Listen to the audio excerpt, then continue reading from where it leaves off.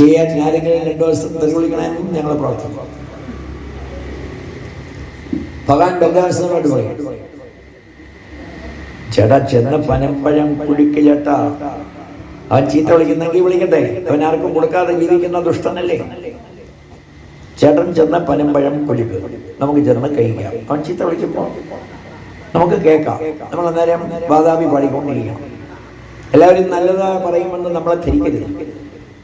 പക്ഷേ അവന്റെ വായിൽ കൂടി വിട്ട ഈ ബാക്കി ശരങ്ങളുണ്ടല്ലോ, അതിന്റെ ബലം. നാവ് കൊണ്ട് നീ എന്ത് പറഞ്ഞു, ചെവികൾ കൊണ്ട് നീ ഇത്രയും കാലയളവിൽ എന്തൊക്കെ കേട്ടു, കൈകൾ കൊണ്ട് നീ ആരെയൊക്കെ കൂപ്പി, കാലുകൾ നീ എവിടെയൊക്കെ പ്രദക്ഷിണം ചെയ്തു എന്ന് ഈശ്വരൻ നോക്കും. 23-ാം തീയതി വൈകിട്ട് 5 മണിക്ക് ദീപാരാധന കഴിയുമ്പോൾ ഇവിടെ ഒരു ആപ്ലിക്കേഷൻ ഇന്നലെ വൈകിട്ട് നമ്മൾ സമർപ്പിച്ചതിൽ 5 കോളം. 5 കോളം. ഒരു കോളത്തിന് 2 മാർക്കാണ്. ഇപ്പൊ തൃശ്ശൂരിൽ നടക്കുന്ന ബാലകലോത്സവത്തിന് മാർക്ക് മാർക്കാണ്. 5 കോളം. ഒരു കോളത്തിന് 2 മാർക്ക്.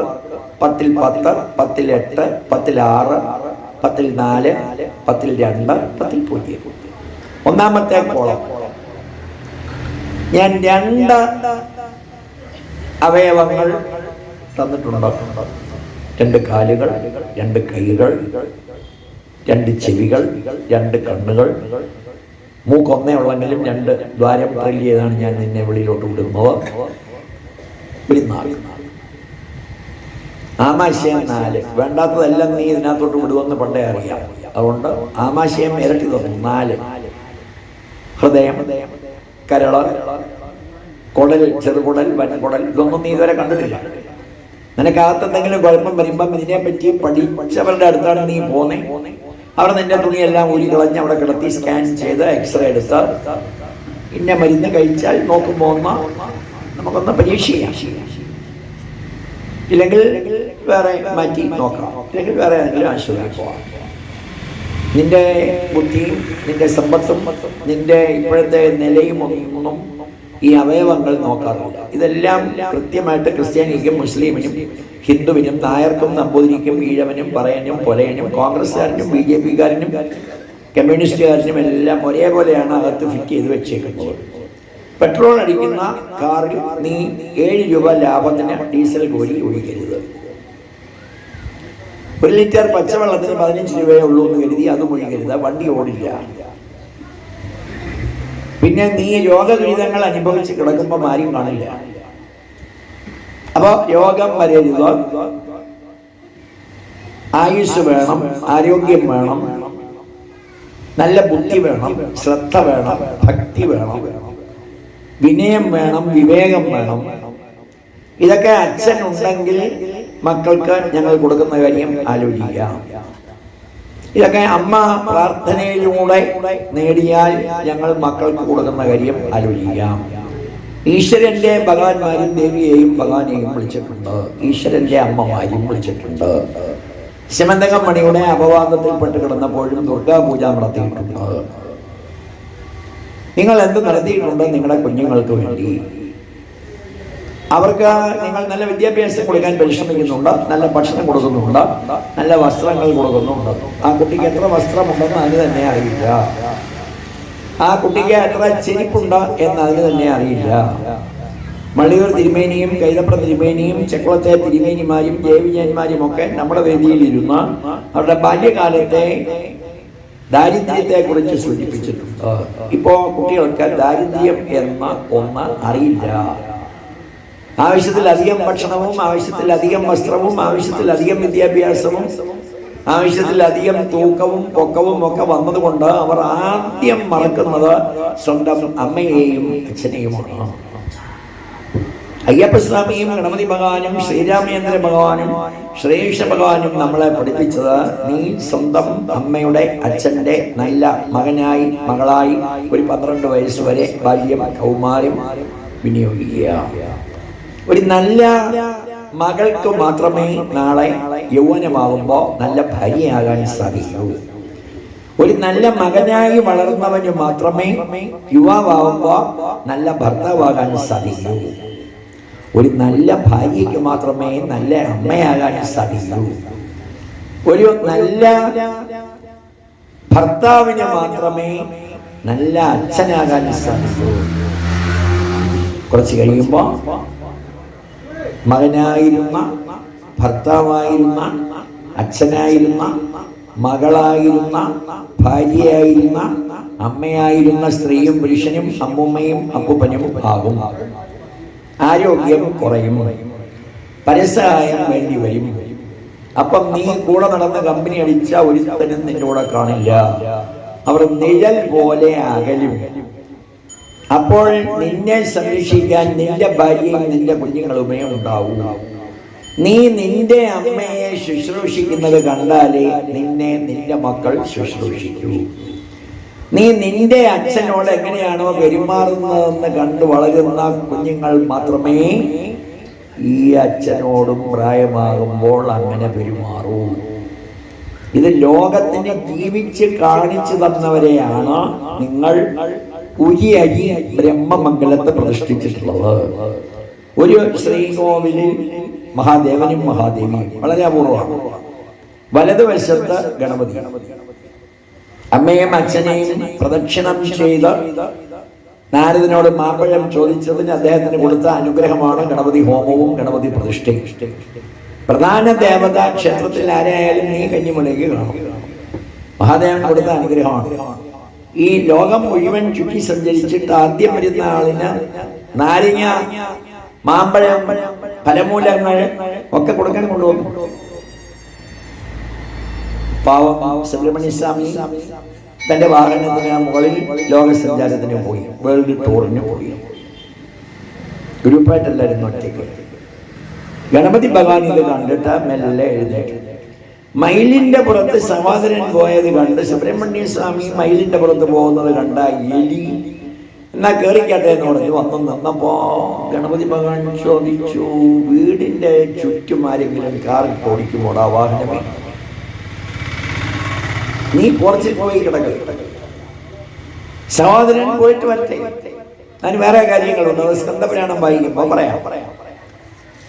നീ അങ്ങോട്ട് മാറി പോർച്ചിൽ കിടക്കാന്ന് പറഞ്ഞിട്ട് ഈ എലി അന്തം വിട്ട് നോക്കി എന്താണ് തന്റെ യജമാനൻ ചെയ്യുന്നതെന്ന് നോക്കിയപ്പം ഉപ്പുകൈകളുമായി ഓം ഹ്രീം നമഃ ശിവായ, ഓം പാർവതി ദേവി നമഃ പ്രദക്ഷിണം ചെയ്യാം. 3 പ്രദക്ഷിണം ചെയ്തിട്ട് നാരദനോട് പറഞ്ഞു, നമസ്കാരം നാരദ, മാമ്പഴം. നാരദൻ പറഞ്ഞു, ലോകം മുഴുവൻ ചുറ്റി സഞ്ചരിച്ചു വരുന്ന ആളിനെ തരുമെന്ന് പറഞ്ഞിട്ട് അങ്ങെങ്ങും പോയതുമില്ല, പോയാളും ഒന്നുമില്ല. എനിക്ക് വയ്യ വഴക്കുണ്ടാക്കാൻ. ഒന്നാമത് വഴക്കാളി എന്നാണ് എന്നെ വിളിക്കുന്നത്, കുതിഞ്ഞുണയും പറയുന്നവൻ എന്നാണ് വിളിക്കുന്നത്. നാരം എന്നത് അറിവാണെന്നോ വെള്ളമാണെന്നോ ഒന്നോ അവർക്ക് അറിയില്ല. നാരം ദാനം ചെയ്യുന്നവനാണ് നാരദൻ. അദ്ദേഹം ദേവ ഋഷിയും കൂടിയാണ്. അദ്ദേഹം വരുമ്പോ ശ്രീരാമചന്ദ്ര ഭഗവാനും ശ്രീകൃഷ്ണ ഭഗവാനും എഴുന്നേറ്റ് പാദം കഴുകി നമസ്കരിക്കും. അല്ല, നാമം ജപിച്ച് നടക്കുന്ന നിങ്ങളൊന്നും ഒരു ഉന്തോ അല്ല എന്ന് പറയത്തില്ല അവരുടെ മുഖത്ത് നോക്കി. ഞങ്ങൾക്കോ പറ്റുന്നില്ല. ഞങ്ങൾ ഞങ്ങളുടെ കുട്ടികളെയും ഭാര്യയെയും സംരക്ഷിക്കാൻ, ഞങ്ങൾക്ക് കഴിക്കാനല്ല, ജോലി ചെയ്യാൻ പോവാണ് മാസ ശമ്പളത്തിൽ. നിങ്ങളതില്ലാതെ നാമം ജപിച്ച് നടക്കുമ്പോൾ നിങ്ങൾക്ക് ചില ആനുകൂല്യങ്ങൾ പ്രൊവിഡന്റ് ഫണ്ടായും ഗ്രാറ്റുവിറ്റിയായും ഒക്കെ ഈശ്വരൻ തരുന്നതാണ്. അതിന് മേലെ കാണിച്ചാൽ ഈശ്വരൻ PRS എന്ന് ചിലപ്പോൾ പറഞ്ഞു കൊടുക്കും, അല്ലെങ്കിൽ സസ്പെൻഡ് ചെയ്യും. അതുകൊണ്ട് ഞങ്ങൾ അങ്ങനെ നടക്കുകയാണ്.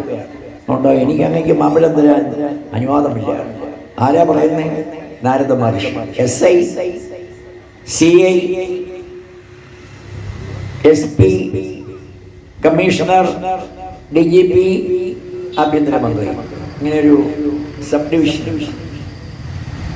ഋഷി, മഹർഷി, കാണ്ഡർഷി, ദേവർഷി. ദേവർഷിയാണ് നാരദൻ. ഋഷിമാരും അദ്ദേഹത്തെ നമസ്കരിക്കും.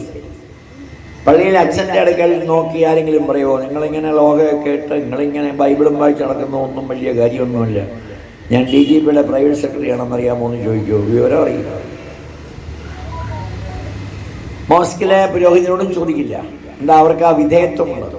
അവരതിനെ മാനിച്ചാണ് ജീവിക്കുന്നത്. ഒരാളിനോടും വിധേയത്വമില്ലാതെ ജീവിക്കുന്ന ഏക ജീവി ആരാന്നറിയാമോ? മനുഷ്യൻ. അയ്യോ, അവൻ്റെ ധിക്കാരവും അഹന്തയും കഷ്ടം. കുന്നുകൾ പോലെ ധനമുണ്ടായാലും നീ ഇന്ദ്രന് സമനായി വാണാലും എടാ ഒന്നുരിയാടുവതിനിട കിട്ടിയില്ലെങ്കിൽ നീ റോഡിൽ കിടക്കും. അപ്പൊ നിന്റെ ഭാര്യയുടെ രക്തം നിനക്ക് ചേരത്തില്ല, നിന്റെ മക്കളുടെ രക്തം നിനക്ക് ചേരത്തില്ല. അയലത്തുകാരൻ്റെ അടുക്കൽ നീ പ്രൗഢിയും കാണിച്ചിരുന്നാൽ അവനും നീ കിടക്കുമ്പോൾ ആരും നോക്കില്ല. അപ്പോൾ നിനക്ക് ജീവൻ നൽകേണ്ടത് ഈ സർവേശ്വരനാണ്. നിന്റെ കുട്ടികൾക്ക് അന്നം കൊടുക്കേണ്ടത് ആ ഉമാമഹേശ്വരിയാണ്. പർവ്വതന്റെ മകളായതുകൊണ്ട് അവര് പാർവതി, ഹിമവാന്റെ മകളായതുകൊണ്ട് ഹൈമവതി, ഗിരിരാജന്റെ മകളായതുകൊണ്ട് ഗിരിജ. ഉമ 1000 നാമങ്ങൾ വേറെയുമുണ്ട്. നീ എന്ത് ചെയ്തു? ഇവിടെ വന്ന് നിന്റെ കുഞ്ഞുങ്ങൾക്കും നിന്റെ മാതാപിതാക്കൾക്കും നിന്റെ ഭാര്യയ്ക്കും ഞങ്ങൾ മാത്രം കൊടുക്കേണ്ടുന്ന ചിലത് നേടാൻ.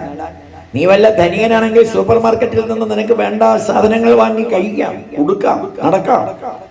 എടാ, അതിനും അപ്പുറത്ത് ഒരു സുഹൃത്തിനും നിനക്ക് തന്ന് സഹായിക്കാൻ പറ്റാത്ത, ഒരു ബന്ധുക്കൾക്കും നിന്നെ സഹായിക്കാൻ പറ്റാത്ത ചില കാര്യങ്ങൾ ഞങ്ങൾ തരണമെന്ന് പറഞ്ഞുകൊണ്ടാണ് ഓരോ ദേശത്തും നമ്മുടെ ദേവീദേവന്മാർ ഇരിക്കുന്നതെന്ന് പഠിക്കുന്ന യൂണിവേഴ്സിറ്റിയാണ് ക്ഷേത്രം. അതിന് വിശാലമായ പറമ്പും വലിയ ശ്രീകോവിലും സ്വർണ്ണ കൊടിമരമൊന്നും വേണ്ട. 4 പാട്ട വളച്ചു വെച്ചിരുന്ന ക്ഷേത്രമാണ് വള്ളിയൂർ ക്ഷേത്രം, ചക്കുളത്തി ക്ഷേത്രം, തിരുവനന്തപുരം പൗർണമിക്കാവ് ക്ഷേത്രം. ലോകം മുഴുവൻ ഇന്ന് അവിടെ വന്ന് നിൽക്കുകയാണ്. ഈ ക്ഷേത്രത്തിന്റെ 12 കൊല്ലം കഴിഞ്ഞുള്ള കാര്യങ്ങൾ നമുക്ക് ചിന്തിക്കാൻ പറ്റില്ല. അമ്മയുടെ ഗർഭപാത്രത്തിൽ വെച്ച് കയറുന്ന പ്രാണൻ 100 വയസ്സ് വരെ ജീവിച്ചിരുന്നാലും കയറിയ പ്രാണന് മാറ്റമില്ല. ആ പ്രാണൻ ഉറങ്ങാറ് പോലുമില്ല, വിശ്രമിക്കാറില്ല. നീ വേണ്ടാത്തതൊക്കെ കഴിച്ച് ഈ മാംസമണ്ഡത്തിനെയാണ് ഉറങ്ങുന്നത്. ജീവൻ ഉറങ്ങുന്നില്ലടാ വിട്ടി, ജീവൻ അതിനകത്ത് തുടിച്ചോണ്ടിരിക്കുകയാണ്. നീ കഴിച്ചതും കഴിക്കേണ്ടാത്തതും ഒക്കെ ദഹിപ്പിക്കാനും കപ്പെടുന്ന പാട് നമുക്ക് ഇന്ന് കാണാനുള്ള സംവിധാനം, നമ്മുടെ വീട്ടിലിരുന്ന് കാണാനുള്ള സംവിധാനം ശാസ്ത്രം വളർത്തിയെടുത്തിട്ടുണ്ട്. ഒരു യോഗിയെ പരിശോധിക്കുന്നത്, അകത്ത് നടക്കുന്ന പ്രവർത്തനങ്ങൾ, തലച്ചോറിന്റെ 2 ദളങ്ങളിൽ നടക്കുന്ന കാര്യങ്ങൾ, ഉറക്കമാകുന്ന അർത്ഥമരണത്തിൽ നീ കിടക്കുമ്പോഴും ആ കയറിയ പ്രാണന് ഒരു കാരണവശാലും വിശ്രമം പോലുമില്ല. നീ കിടന്നുറങ്ങുന്നുണ്ട് മൂക്കുമുട്ടായി തിന്നും കുളിച്ചും. പക്ഷെ ആ ജീവന് വേണ്ടത് നീ കൊടുക്കുന്നുണ്ടോ? അകത്തിരിക്കുന്ന ഉടമസ്ഥന് വേണ്ടത് നീ കൊടുക്കുന്നുണ്ടോ? ആ ഉടമസ്ഥൻ സഞ്ചരിക്കുന്ന വാഹനം നീ നന്നായി സർവീസൊക്കെ ചെയ്ത് ഗംഭീരമാക്കി നടക്കുന്നുണ്ട്. അതിനകത്തൊരു ഉടമസ്ഥനിരിപ്പുണ്ട്. ഡ്രൈവർ വേണ്ടതെല്ലാം കഴിക്കുന്നുമുണ്ട്. ആ ഉടമസ്ഥന് വിശക്കുമ്പോൾ വേണ്ടത് സത്സംഗമാണ്. ആ ഉടമസ്ഥനെ ദാഹിക്കുമ്പോൾ വേണ്ടത് നാമജപമാണ്. സത്സംഗവും നാമജപവും മാത്രം മതി ഈ കലിയുഗത്തിൽ. മറ്റു യുഗങ്ങളിൽ ചെയ്തതൊന്നും വേണ്ട. അമ്മയുടെ ശരീരത്തിൽ നിന്ന് ആരോഗ്യം കുറഞ്ഞ് കണ്ണു കാണാതെ ചെവിയാക്കാതെ തളർന്നു വീഴുമ്പോൾ നീ ആശുപത്രിയിലാണ് കൊണ്ടുവന്നേ, കളക്ടറേറ്റിലല്ല. നീ ജോലി ചെയ്ത സൂപ്രണ്ടിന്റെ ഓഫീസിലുമല്ല. ആ ആശുപത്രിയിൽ ചെല്ലുമ്പോൾ എൻ്റെ അമ്മയാണ് നെഞ്ചുവേദന എടുക്കുന്നു എന്ന് പറഞ്ഞു, ഒന്ന് നോക്കണം എന്ന് പറഞ്ഞ് ഡോക്ടർ നോക്കാൻ കയറും. ഒരു വിട്ടുവീഴ്ചയും നമ്മളോടില്ല. എന്നെയും കൂടെ കയറ്റണം, കേറ്റില്ല. നീ ഒരു ബോർഡ് കണ്ടില്ലേ വെളിയിൽ? ഇല്ല. എന്താ അത്? പോയി നോക്കിട്ട് വാ. നോക്കിയപ്പോ അവൻ കണ്ടു. എന്താ അത്? അന്യർക്കകത്ത് പ്രവേശനമില്ല. നിന്റെ അമ്മയോ നിന്റെ അച്ഛനോ വിട്ടി? നിന്റെ അമ്മ എന്റെ പേഷ്യന്റാണ്. ഞാൻ പറഞ്ഞോടാ, നിന്റെ അമ്മയ്ക്ക് രോഗം വരുമ്പോ എന്റെ അടുക്കൽ കൊണ്ടുവരണോ?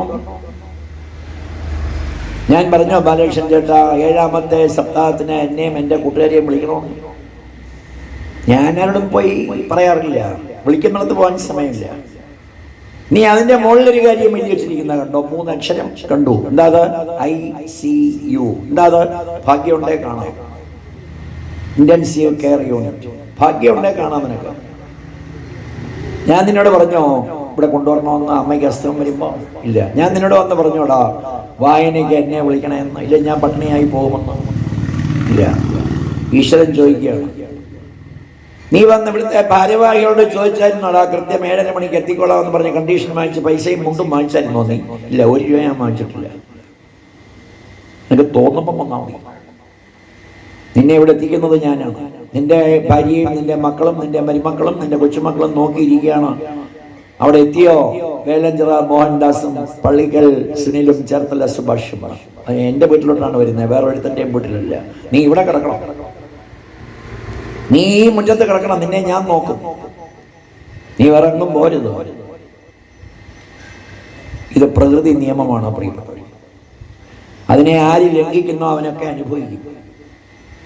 ഈശ്വരീയ നിയമങ്ങളിൽ അയ്യപ്പൻ കഞ്ഞിയും അയ്യപ്പൻ പുഴുക്കും കഴിച്ച് വഴിയിൽ കിടന്നുറങ്ങി മലം പമ്പയിൽ നിന്ന് മാറ്റി ആ വെള്ളം എടുത്ത് കഞ്ഞി വെച്ച് പമ്പാ സദ്യ നടത്തി പോയ കാലത്തെ ഐശ്വര്യം വല്ലവും ഇപ്പോൾ ഉണ്ടോ?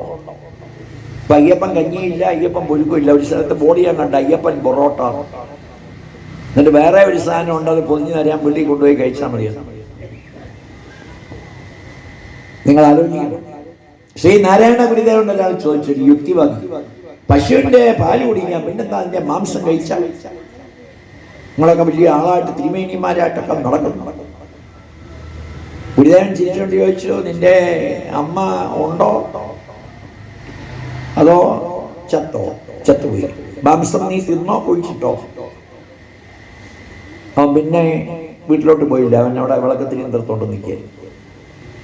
ശ്രീനാരായണ ഗുരുദേവന്റെ ഒരു കൃതിയെങ്കിലും പഠിക്കാത്തവൻ കേരളത്തിൽ ജീവിക്കാൻ യോഗ്യനല്ല. അവൻ ഏത് ജാതിയിലും രാഷ്ട്രീയത്തിലും ഏത് പ്യൂണായാലും ജില്ലാ കളക്ടറായാലും